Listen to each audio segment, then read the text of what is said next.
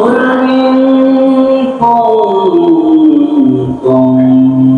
تحبون الله فاتبعوني يحببكم الله والله غفور رحيم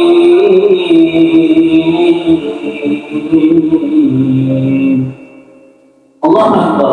আল্লাহ ঘোষণা করলেন, যদি আমার নবীর অনুসরণ করে কেউ ইবাদত করে, যদি আমার নবীর অনুসরণ করে কেউ জীবন যাপন করে, নবীর অনুকরণ করে, তাহলে আল্লাহ পাক তাকে ক্ষমা করে দিয়েছেন। বলে সুবহানাল্লাহ।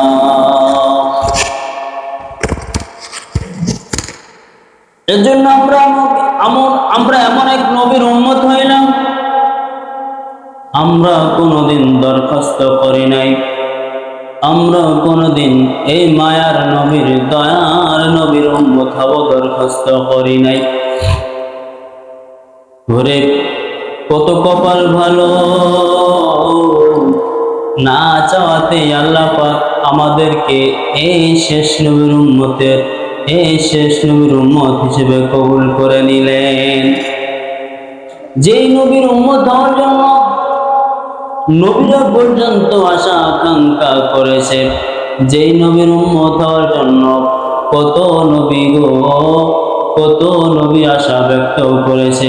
আমি আপনি কোনো দরখাস্ত করি নাই, আমি আপনি কোনো আল্লাহর কাছে দরখাস্ত করি নাই। আল্লাহ বিনা দরখাস্তে আমাদেরকে শেষ নবীর উম্মত হিসেবে কবুল করে নিয়েছে।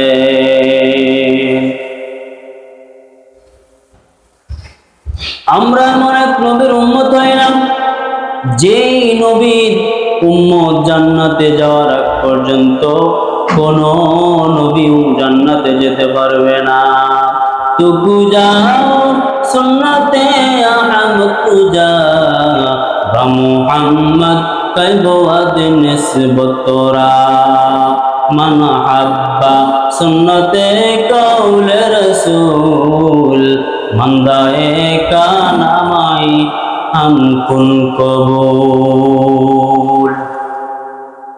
নবীকে যদি মহব্বত করতে পারেন, রবিউল আউয়াল মাস চলছে, রবিউল আউয়াল, যে নবীর জন্মে এমন ঘটনা হয়েছে, আমার নবী দুনিয়ায় আসতে পারে নাই, আল্লাহর রহমত পাঠানো শুরু করে দিয়েছে। আমার নবী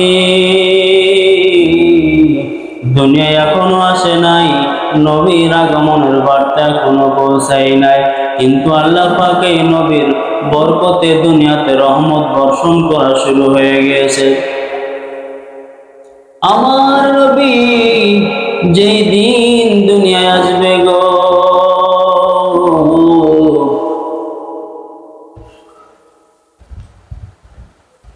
বাতিলদের প্রাসাদগুলো থরথর করে কেঁপে ভেঙ্গে পড়েছে গো। আমার নবী যেই দিন দুনিয়ায় আসবে, সেই দিন মূর্তিগুলা থরথর করে ভেঙ্গে পড়েছে। যেই কাবার মধ্যে 360টা মূর্তি ছিল, যেই কাবার মধ্যে মুশরিকরা যখন কোন ইসলাম ছিল না, ওই মুশরিকরা কাবা ঘরের মধ্যে 360টা মূর্তি ঢুকাইছে।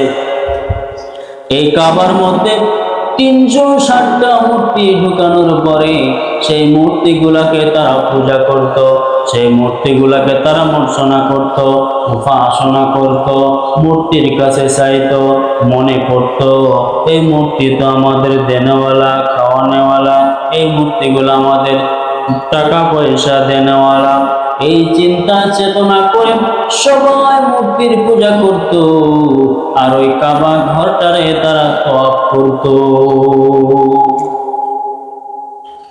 কি জাহিলি যুগ ছিল, কাবা ঘর তওয়াফ করত। তারা বলতো আমরা কাবা ঘর তওয়াফ করব, আমাদের শরীরে যদি কাপড় থাকে, এই কাপড় তো না পাক, শরীরে কাপড় রেখে আল্লাহর ঘর তওয়াফ করা যাবে না। তো কি করতে হবে? তখন তারা এই কাপড় খুলে উলঙ্গ হয়ে ওই কাবা ঘর তওয়াফ করত, যেটা সম্পূর্ণ হারাম ছিল। তো ওই কাবা ঘরের মধ্যে মূর্তি রেখে তারা এই কাবা ঘরে তওয়াফ করতো, তাও কিভাবে উলঙ্গ হয়ে, কাপড় পরিধান করে করতো না। এমন আইয়ামে জাহিলিয়াতের যুগ ছিল, এমন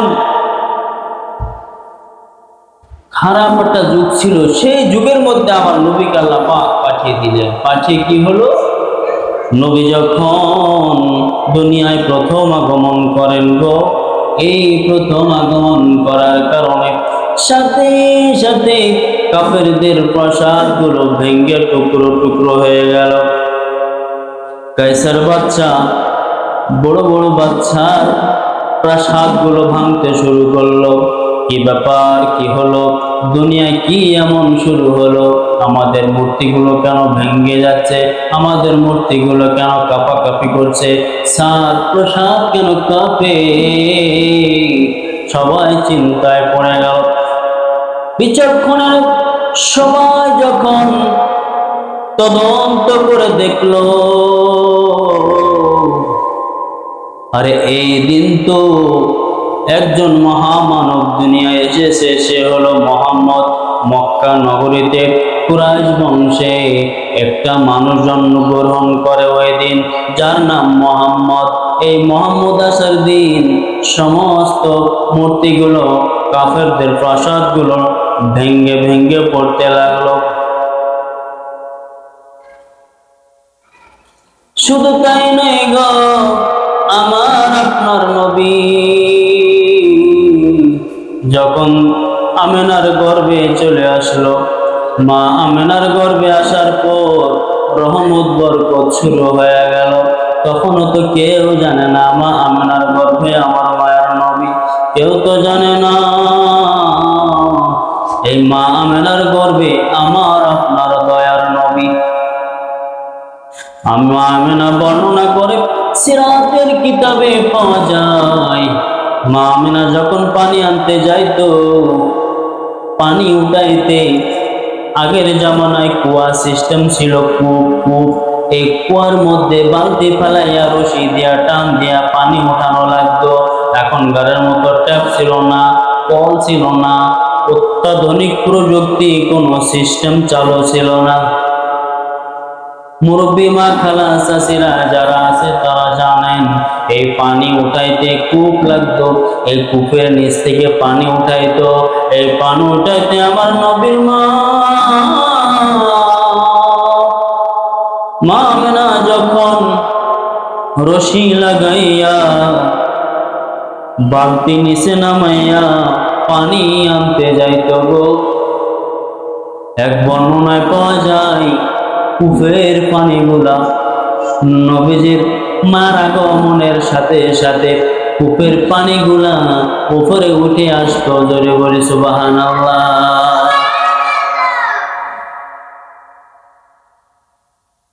পানিগুলা চিন্তা করে, কিরে পানি, তোরা কেন নিচে বসে আছো এখনো?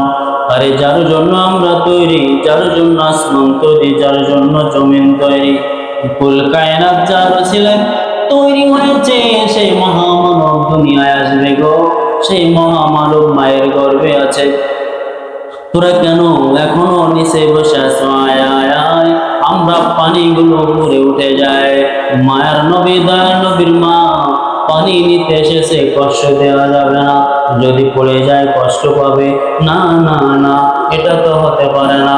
পানিগুলা উতলাইয়া একদম কূপের উপরে চলে আসলো। মা আমেনা পানি নেওয়ার জন্য, পানি নিয়ে যখন আরামসে চলে যেত, পানিগুলো আবার কুয়ার নিচেই চলে যাইত। গ্রামের মেয়েরা, মা বোনেরা অপেক্ষা করত কখন মা আমেনা আসবে। তারা জানতো মা আমেনা যখন কুয়ার কাছে আসে, পানিগুলো উপরে চলে আসে, পানি উঠাইতে সমস্যা হয় না, পানিগুলো অনায়াসে শান্তিতে খুব সহজে পানি উঠানো যায়। মা আমেনা চলে গেলে পানিগুলো আর নিচে চলে যায়। রশি দিয়া টানতে অনেক কষ্ট হয়। এই চিন্তা চেতনা করে জানে রে, ওই এলাকার মা বোনেরা সিরিয়াল লাগাইতো, ওরে মা আমেনা কখন আসবে, ওই সময় আমরা পানি আনতে যাব। তাহলে পান উঠানো সহজ হবে। এলাকার মা খালা চাচিরা ওই লাইন দিয়ে অপেক্ষা করতো কখন মা আমেনা আসবে গো। কিসের বরকত? আমার নবীর, আমার মায়ার নবী, দয়ার নবীর বরকত। এই মায়ার নবীর বরকতে কুয়ার পানিগুলো উপরে চলে আসতো। শুধু তাই নয়, মা বোনেরা যখন গর্ভে ধারণ করে সন্তান, তখন কিন্তু বমি বমি ভাব হয়। মা আমেনা বলে আমার কোনোদিন বমি বমি ভাব হয় নাই। মা আমেনা বলে আমার সন্তান মুহাম্মদ যখন গর্ভে আসে তখন আমার কোনোদিন বমি বমি ভাব হয় নাই। মা আমেনা বলে শুধু তাই নয় গো, আমার সন্তান যখন গর্ভে আসে আমার পেট উঁচু হয় নাই। এমন বরকতের নবী, এমন মায়ার নবী, এমন বরকতের নবী, মায়ার নবী যখন দুনিয়া আসা শুরু করলো, আল্লাহ এই বরকত একের পর এক প্রেরণ করা শুরু করে দিল। বলি সুবহানাল্লাহ।